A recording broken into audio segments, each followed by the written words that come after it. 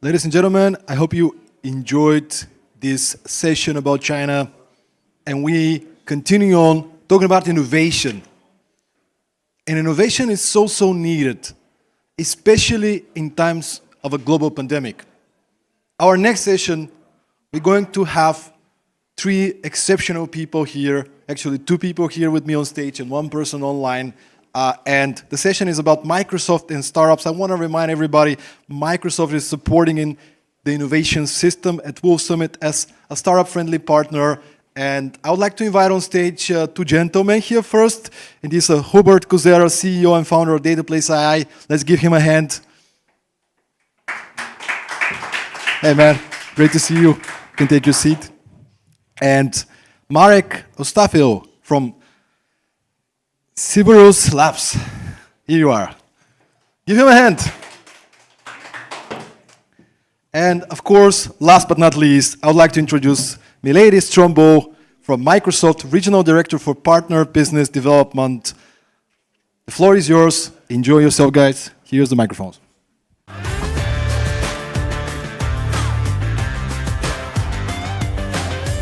It's great for me it's just a moment. I need to share my presentation. I forgot to do this, but give me 1 second so that I share my screen.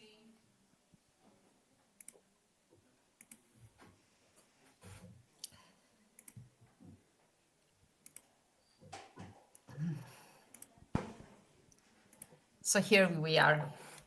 I hope you can see my screen now. Good morning, everyone, and it's a great pleasure and a lot of excitement for me to be with you today to discuss about future of collaboration and the new forms of partnerships that we need to build, startups and corporations together in the post-pandemic era. My name is Myladie Stoumbou. I am leading currently in Microsoft Central and Eastern Europe, the partner development business for independent software vendors and scale-ups. I have 25 years of professional career. In that career, I have worn many hats. I started as a computer engineer. I worked as a developer. I worked in sales, in business development, in evangelism roles, in startups and big corporations at the same time. I have a passion for innovation, and apart from my job in Microsoft, in my free time, I am a mentor and a judge with MIT Enterprise Forum in Greece. I'm based actually in Greece. And recently, I was selected as a mentor for European Innovation Council Women Leadership Program to support women entrepreneurs into building their next innovations. I will speak about those topics, I write about those topics, and I'm really happy to be with you today. So, if we pause for a minute and reflect about what has happened globally in the last 2 years, it's true that we have lived in times of unprecedented change. Many analysts refer to this as the black swan, meaning an event that is unprecedented in nature, could not have been predicted, and has huge global impact. And while there is argumentation that this might not be the case with the pandemic, it could have been predicted, say many people. Still, the change has been enormous and the impact has been global. We all experience that impact in our professional, in our personal, in our social lives. It has impacted governments, big businesses or smaller businesses. It has impacted the whole world. And while in the beginning we saw governments and businesses freezing because the change was so sudden, in the end, what we saw is that there was a lot of movement and a lot of action taking. I come from Greece, and Greece is not famous for the efficiency of the public sector. But what we faced, what we have experienced during the 2 years of the pandemic, is that the government rushed into launching new online digital services for their citizens. We have seen governments across the Central and Eastern Europe region to embrace remote learning, to give the students the opportunities to continue their learning and to grow. We have seen businesses to automate faster their processes, to digitize, to embrace remote work to support health and safety for their employees. What we have seen actually is strong acceleration in trends that were already there. Satya Nadella expressed it in a very nice way. He said, in 2 years, in 2 months of pandemic, we have experienced 2 years of digital transformation. What I would say is that in our region, we experienced many more years of accelerated digital transformation due to the pandemic. Before I get to the essence of my speech today, I want to share two recovery examples or two great examples of partnerships. One that is not so well known and one that is very famous, of course, and you will all find it very reasonable example. The first one, the unknown one, comes from New York. This is a Financial Times front page talking about an independent online bookseller. The name is Andy Hunter. He had a bookstore, an independent bookstore in New York, and he was out of business suddenly because of the lockdown. What happened at the same time is that Amazon, who is delivering at scale books to consumers, was deprioritizing book delivery to cover, because of the pandemic, more essential needs. So book lovers were left without books, essentially. What Andy did, he founded Bookshop.org. Bookshop.org is not just an online shop. There's no inspiration in that. I think many stores switched into online commerce during the pandemic. What he did is that he connected independent bookstore sellers across New York, 420 actually in number, into one organization to share and to deliver books to their customers. In a few months' time, for the 420 workshops together through bookshop.org delivered hundreds of thousands of sales per day.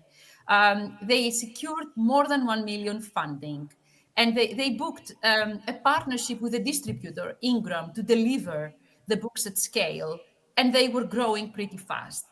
I don't know if this business will continue to survive and to thrive after the pandemic. But main learning for me here is that they created not just an online store, but a small ecosystem of bookstore sellers, of supply chain providers, and of course their customers to cope with a certain need that emerged during the pandemic. The other most evident example is the BioNTech and Pfizer partnership. We are all aware about this one. BioNTech is a company that has been experimenting with mRNA vaccines for a while. And they created actually the formula of one of the most popular vaccines of this time. But they partnered with Pfizer to deliver the vaccines at scale. Together, the two companies, they managed to go through very concrete and very demanding approval vaccine processes. They managed to go through government approvals and sign agreements with the governments. They managed to deliver vaccines at scale globally in record time. An innovation company together with a big corporate with strong delivery capabilities, they made a win-win-win case. Win for Pfizer, win for BioNTech, and win for all of us who are the vaccine recipients in the end. London Business School has done a lot of research about the learnings from 2008 crisis and about what were the key elements for companies who have been successful and actually grew out of 2008 crisis. And there were two main findings. The first finding is that the companies with the faster recovery are the ones that kept their investment in R&D and innovation, while they had to potentially do downsizing, when they had to cut entire business lines or product lines, maybe laid off some people, but they kept the core investment focus into innovation and R&D. The second point has to do with a very interesting finding for us. Ourselves, the audience. If you see the chart from 2008 towards 2019, the companies with the biggest market valuation are changing big time into the ones that are comprising of digital ecosystems. While in 2006, we had companies that were coming from different sectors of the economy, like oil and gas, or manufacturing, or banking. Today, the world's most valued companies are having one common thing. They are comprising of a digital ecosystem. And this is a very, very interesting finding. As we look into after the pandemic and what's coming next, I think there are a few trends that have been there, as we said, but they are now accelerating or changing as the impact of the pandemic grows. We talked about digital everything or digitization. Of course, digitization and automations will further accelerate. Companies that were not ready for a crisis like this will now definitely accelerate their investments into automation and digitization because they understand now that this is a survival thing. It's not just a nice to have anymore. When we talk about remote, we don't talk only about remote work, which is self evident. We talk about remote everything. I can give you an example. We all have, for example, a Netflix or something a similar account. Entertainment is now becoming more remote. Culture and travel industry will come even more remote. I'm coming from a country with a lot of culture focus, given our heritage, and there's a lot of discussion right now how we can offer remote experiences for people who are not able to travel, for our monuments and heritage. Then we talk about safety. I said earlier that companies looked at the safety of their employees, making sure that they are healthy, they embraced remote work, etc. But when we talk about safety in a more digital, more digitalized environment, we talk about cybersecurity and investing in protecting company assets and people private data. So safety becomes also very important. I discussed the example of New York, and we discussed about supply chain challenges with Amazon not being able to deliver the books. But then the supply chain is also reforming. We are talking now about new ways to deliver. We are talking about drones, for example, that could be used as a new means of delivering to the customers. And of course, we are talking about digital ecosystems. And with that, I will be more specific because I want to give you a bit of an example from Microsoft, of course. The momentum of the new business models and the digital ecosystem falls into the new digital business model has been changing over the last couple of years. Um, I found this very interesting. In 2019, Forrester said that they expect in 4 years, 17% of all B2B transactions will happen through e-commerce. 17, 1 7. 2 years after, or less than 2 years after, actually within the pandemic and after the first wave, McKinsey says that 97% of business buyers will be happy to make digital self-service spends for over than $50,000, meaning that the digital spending is not only about commodity, or it's not about commodity anymore. It's becoming critical. It's becoming a main tool for purchasing. Business buyers are now experimenting or trying or open to try more channels to purchase solutions and software. And with that in mind, I want to introduce our commercial marketplace vision. Microsoft has launched the commercial marketplace for some years now. We are in a process right now to really promote and enhance it and make it even more visible and more available to our customers and to our partners worldwide.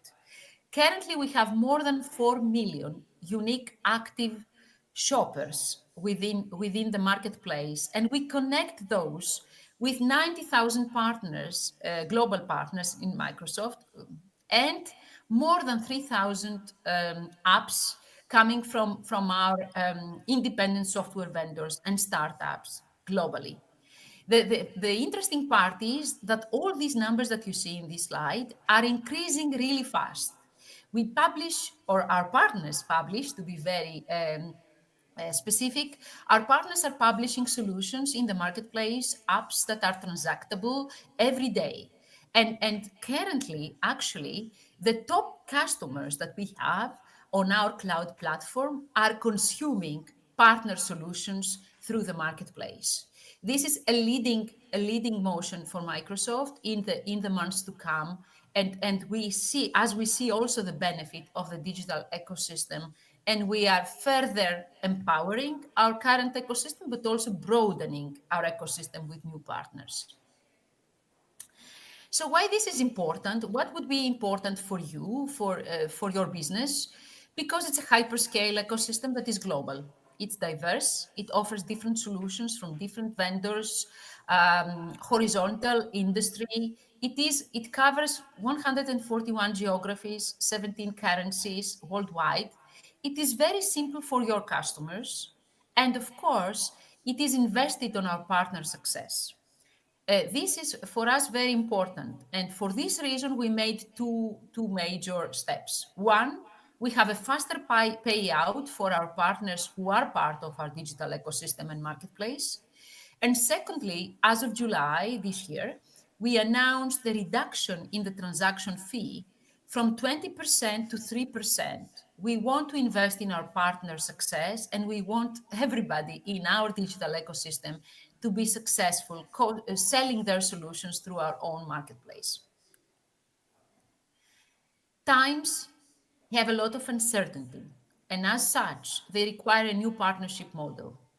What we are discussing and what we are offering is really thinking about not to increase the competition between corporates and startups, but to increase our competitiveness together. We can do this by sharing risks. We can do this by providing opportunities for more resources, and we can do this by helping you deliver your innovation with commercialization capabilities at scale. With that, and before I hand over to the fireside chat, because we have a nice discussion coming up, I want to share an announcement that happened actually last evening. So it's a very, very fresh news, and I don't want to miss that. Yesterday evening, we announced Founders Hub. This is the new Microsoft for Startups program. It's a new platform that allows for tech startups access to technical tools and business resources to launch, to scale and grow your startup.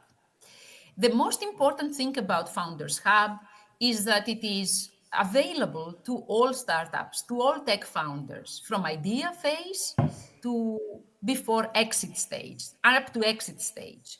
So it covers all startups across different steps in your startup journey.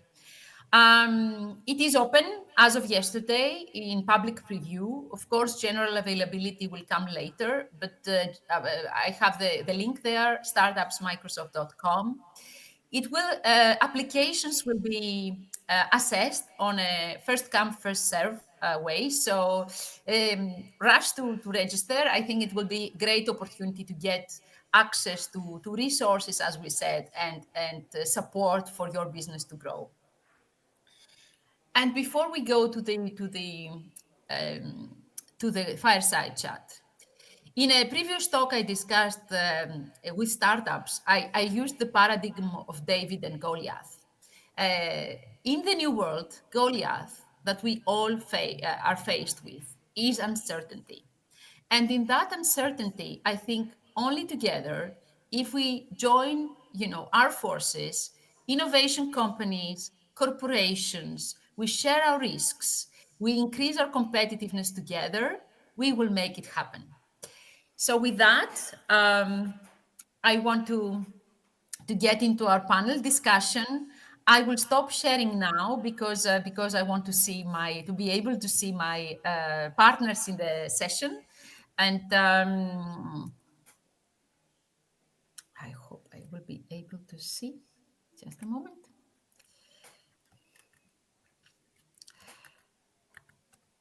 Good.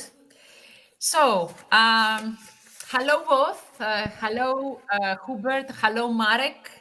Hello, Myladie. Hello. Nice to share the stage. Unfortunately, I could not be with you there today, but it's a good opportunity to have this discussion. And if I may, before we start with the questions, can you give me your elevator pitch, if I may say? Just introduce yourself briefly and your company so that we can warm it up. Okay, I go first. My name is Hubert. I'm a founder of dataplace.ai, and what we do is we do offline customer analytics, so understanding how customers use stores, services in the physical world or visit buildings. Now, everybody is right now focusing on the online e-commerce and understanding customer online, but think about it this way. We still do majority of our sales offline in the physical world. So if we spend so much time understanding the client online, why are we not interested in the client offline? We want to change that. We help retailers, FMCG companies, and marketing companies understand where to spot their customer, how to understand where the marketing should be driven to. And we're working with many companies, enterprises in that field. Super, thank you very much. Sounds exciting.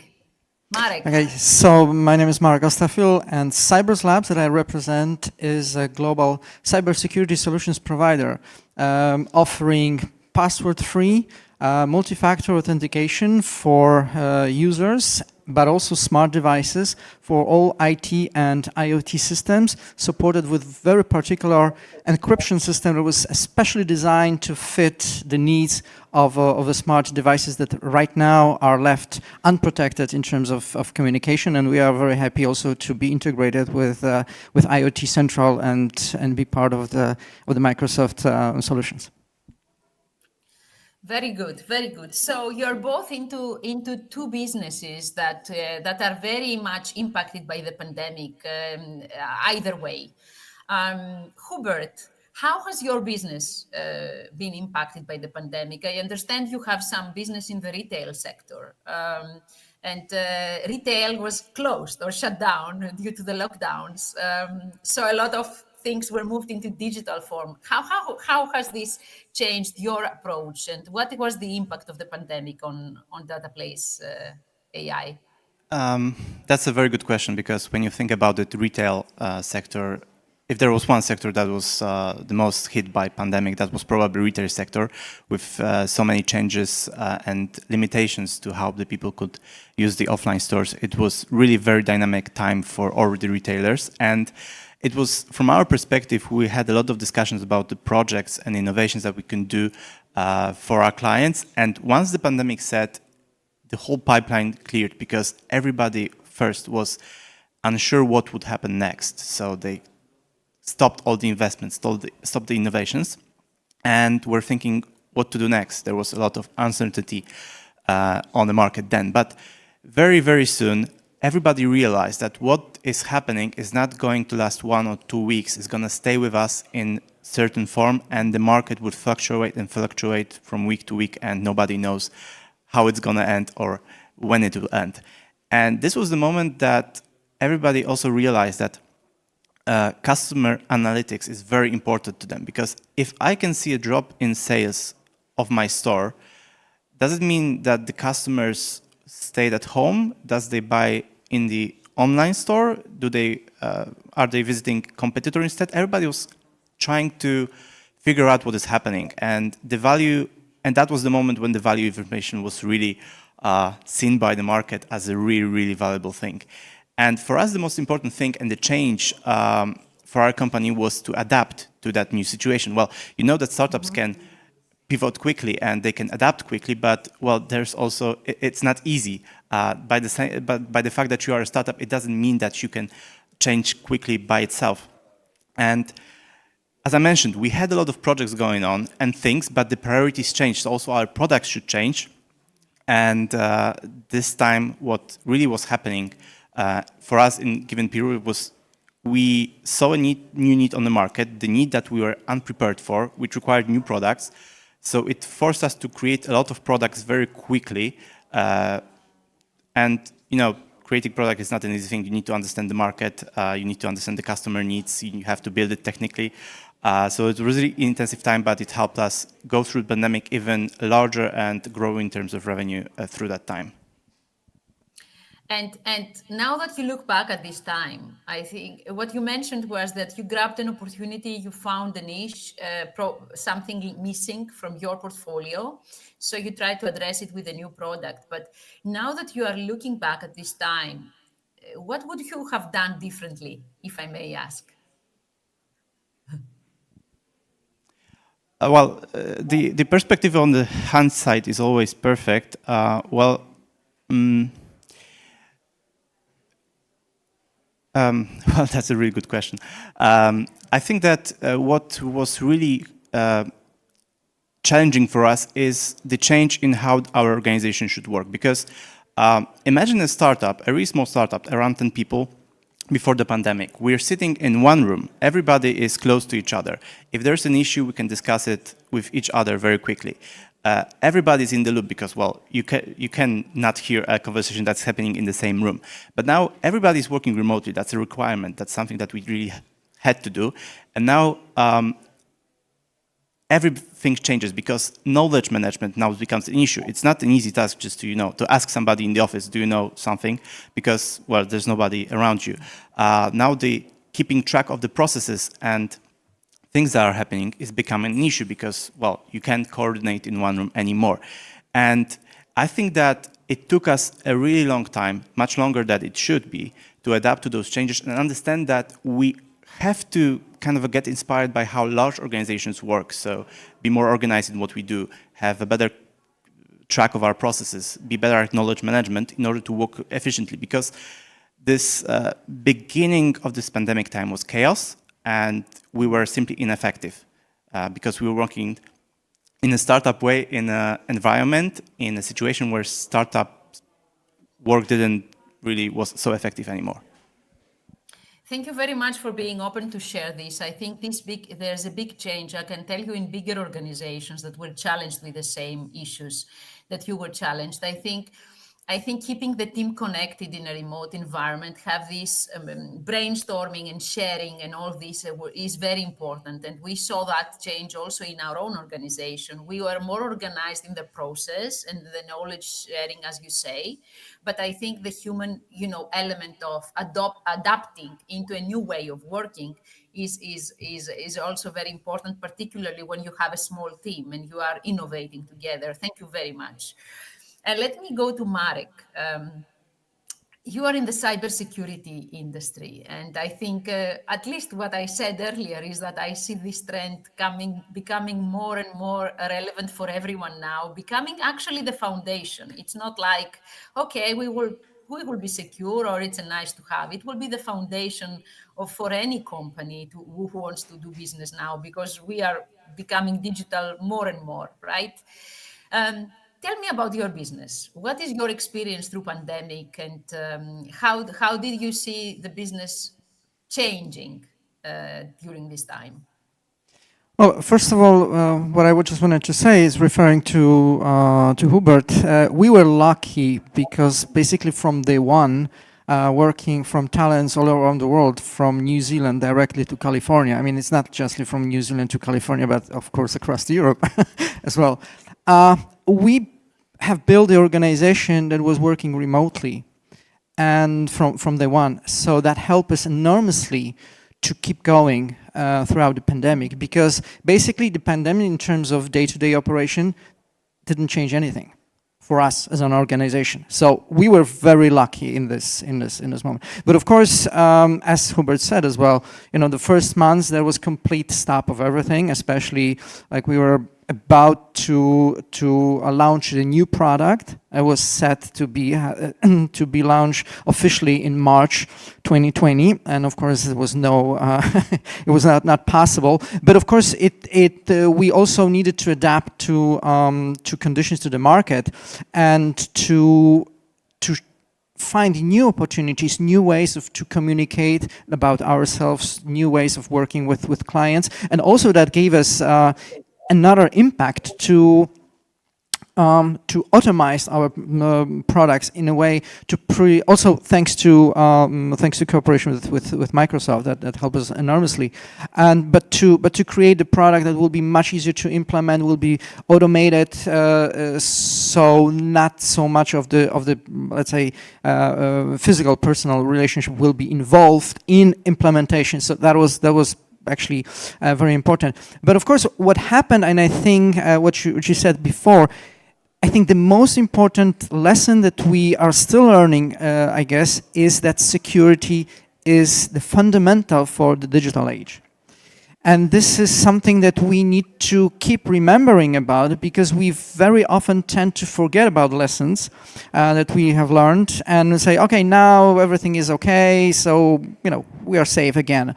Well, we are not. I mean, we could have seen in the first 2 months of the pandemic, I think 500% of increase of cyber attacks, and all of them, they were of course targeted. Most of them, they were targeted and at people to get the credentials, so logins, passwords, usernames, and all that stuff, to get unauthorized access to the corporate systems, to information, and so on. So I think that's. I think we need to keep remembering about it. We need to really take cybersecurity seriously, because I think it's still in many companies, especially middle-sized SMEs, cybersecurity is still treated as an option or as a cost. But instead, it needs to be seen as the best investments, or at least insurance policy. So, but I think that fortunately, we have hit the critical mass of understanding, and also thanks to Microsoft initiatives like Windows Hello and our passwordless initiatives to build the awareness of how cybersecurity is essential to our existence in a digital reality. So, assuming that we will be, I don't know, we are preparing for the next outbreak or a big thing that will happen in the next, say, year or so. How would you prepare your team and your company for the next crisis? Well, we know that there are ways to keep digital, to be much more flexible, to be open to the situation. And of course, this is a privilege of startup, that we are quite agile, or at least that's what we should be. And I think that would be the most important thing, to observe and to keep your mind open to whatever is coming, and turn disadvantages or failures or difficult situation to something that you can gain from. I mean, you can learn, and you can profit also in a way of getting new experience and pushing always forward. Thank you. I talked about partnerships earlier in my speech, and I gave 2 examples. A bookstore or a book, actually an indie bookstore coalition, if I may say, and a big corporation with a startup from the pharma industry. I want to ask Hubert about your team's partnerships and how you see partnering with within an ecosystem or with a big corporate. We have both examples in place. What would you value in such a partnership? Now, the ecosystems and partnerships are super important, and just to understand the meaning of them, think about the ecosystem in its most visible definition by nature, and think if a plant can grow on the desert. It's the same with a startup, it's the same with companies. If there's no ecosystem around, the company can't grow. But the ecosystem, you should think about it quite in vast forms, because it's not only the partners like Microsoft who helps the startups grow, it's the government, it's the clients, it's the employees, it's everything around the startup. Now, there luckily are a lot of startups ecosystem, and I think the situation is quite interesting because as a startup we can select the ecosystem we want to grow in, both in terms of geography, so we can grow in Warsaw, we can grow in Berlin, we can grow in other country, but also we can partner up with Microsoft, we can partner up with somebody else. We have this privilege to select, and the job of Microsoft is to create the ecosystem that is attractive towards the startups and everybody around. What I think is very crucial about creating great ecosystem is trying to understand what your partners need and not what you can give. There's a lot of difference, and that's something that I especially see, I guess, in the Warsaw ecosystem, that a lot of corporations are thinking, well, we know business, so we can tell how to do business to startups, right? But if you're a large enterprise and you're working, for example, completely different sector, like you're a bank, then probably the problems that you have as a business are not the same that the startup has as a business. So sharing your wisdom about how to run a bank is not really helpful for them.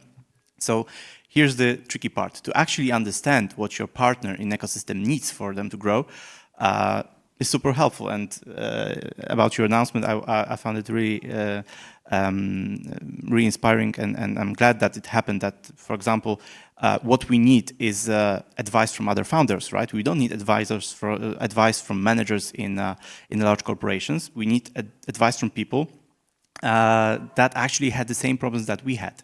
So understanding what your partner's needs are is crucial for creating an ecosystem. And just a reminder, there are so many ecosystems, so it really, there's a competitiveness on this market to create a good ecosystems, I guess. Sure, there's also competition, but also overlap in the ecosystems. I think that's the beauty of it. And to your point, yes, we heard the feedback that we need to provide more. So that's how the announcement came up. Marek, quick one on you. You mentioned Microsoft partnership. If you can share briefly, what are the benefits of partnering with Microsoft or such a corporation? Well, I think the first benefit is support, and it's support on many different levels. And I think that the Microsoft shows every day, also working with us, how this situation that for many startups can be just impossible. So this David and Goliath, which is the Microsoft, you know, this huge famous corporation that you might be afraid of, and it's totally opposite. I mean, the human help that we have basically experienced during our already over two years working with Microsoft was fantastic team, fantastic support, very helpful, very encouraging, doing things really to showing how large corporation can be flexible, can really find a solution, how vast variety of different tools and solutions can offer to a startup, and really give the helping hand to growing organization like our company, and to be not a big brother, not something that it's patronizing, but really work as a partner. And I think I value this a lot in Microsoft, that doesn't treat the startups as a small organization, but really this partnership. So I think has been a great experience, and then we're looking forward to more. And I would like to thank you for everything that Microsoft has done for us, and it was absolutely great adventure for us. Thank you for the feedback. I want to say one thing before we close this. Microsoft has been a startup 40 years ago, okay? And we tend to forget that from time to time, but connecting with companies like yours, it refreshes the memory a lot, and it's very inspiring to have this. We are closing the session. We are having 1 minute. I want one phrase from you to the startup founders as a tip or inspirational note for closing. Hubert, one phrase, please. Organizers One will sentence. do that. So there will be a lot of mentors telling you how to run your business, but at the end, it's your business, it's your gut feeling, and don't try to listen, try to act on your own. Thank you. Marek? Well, have a vision, have a courage, don't give up, stay hungry, stay foolish. Thank you very much, gentlemen. It's been a pleasure to be with you. Thank you to the organizing team. And thank you to everyone who attended the session. Thank you very much. Bye-bye. Thank you. Thank you very much.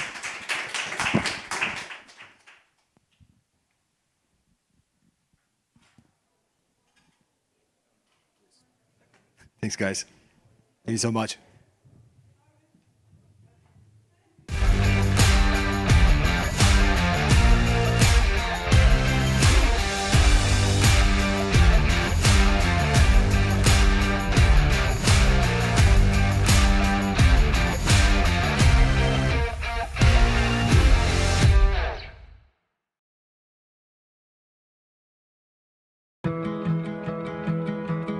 One of the biggest challenges as a startup, even as you start amassing great clients, is building trust and brand recognition.